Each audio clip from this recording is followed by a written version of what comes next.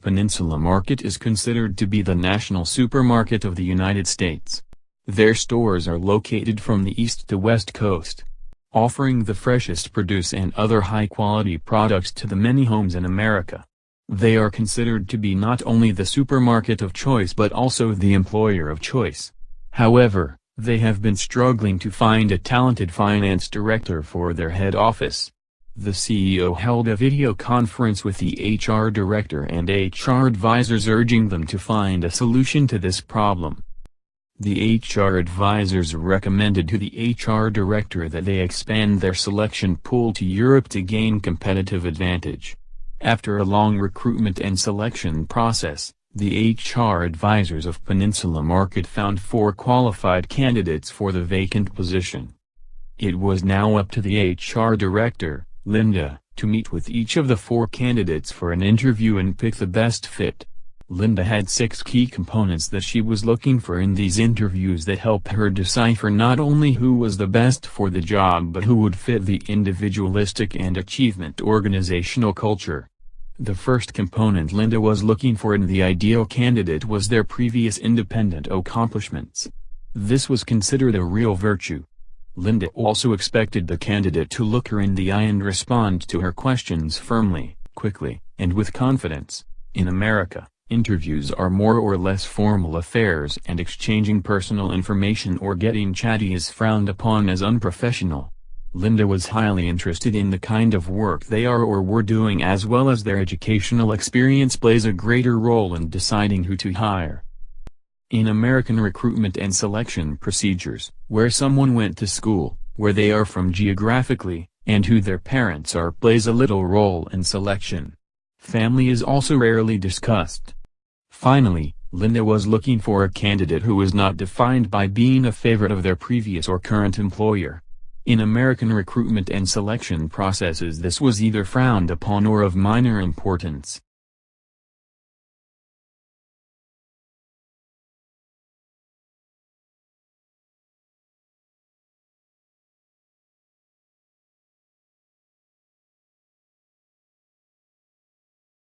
In French law, handwritten application letters is a must. This helps companies to evaluate the candidate's personality characteristics through graphology. Secondly, there are no restrictions how to recruit but, the most common method is through local networking. It also required to place a vacancy in the French language. The significance of hierarchy is essential. In French organizations, power figures are clearly defined. For example, employees immediately know who their supervisor, manager, and CEO are. French candidates tend to expect a phone call with an invitation to the organization or rejection call. During interviews, French candidates tend to be quite formal and respectful while using professional communication. They also dress to impress.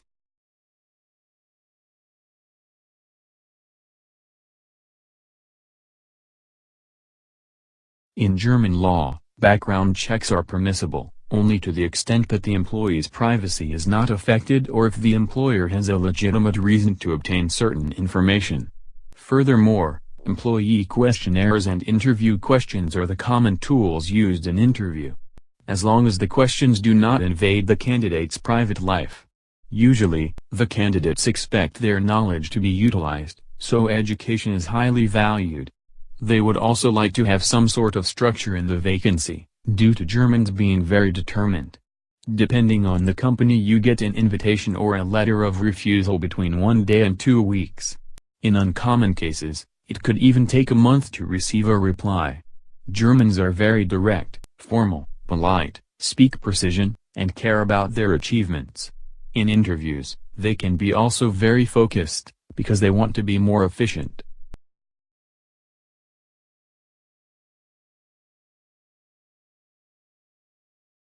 In Greece, collecting personal data for recruitment is only allowed for purposes directly connected to the employment. For example, personal data regarding the candidate's health as well as the person's criminal prosecutions must only be collected if it is absolutely necessary for evaluating whether the candidate is suitable and skilled for occupation. When applying for a job, Greeks pay close attention to compensation and the hours required for the job, as well as the stability and security of it, since they want to avoid any uncertainty. In Greece, candidates would expect a phone call if the company is interested, and it is common to undergo 2 or 3 or even up to 6 interviews for a job. During interviews, Greeks are friendly. Punctuality is not as important. They introduce themselves using their last name and business title, and shake hands with everyone. They also maintain eye contact while talking to someone and dress professionally, usually in dark colors. In general, Greeks highly value family and cooperation and have high respect for elders. Building personal relationships is also very important.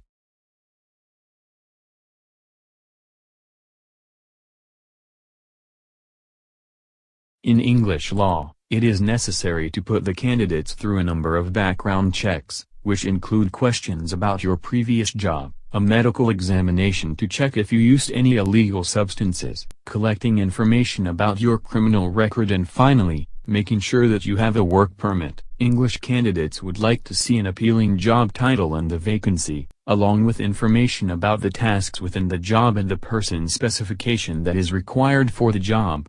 Furthermore, they would like to see the salary of the position, along with extra information about the company. The replies that the candidates expect from the company would be a phone call or an email, which will inform you if you are eligible for the position or not.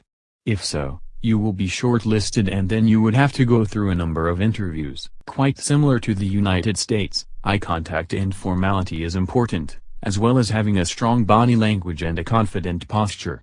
Finally, the HR director has decided that the Greek candidate, Eva, is the most qualified for the position.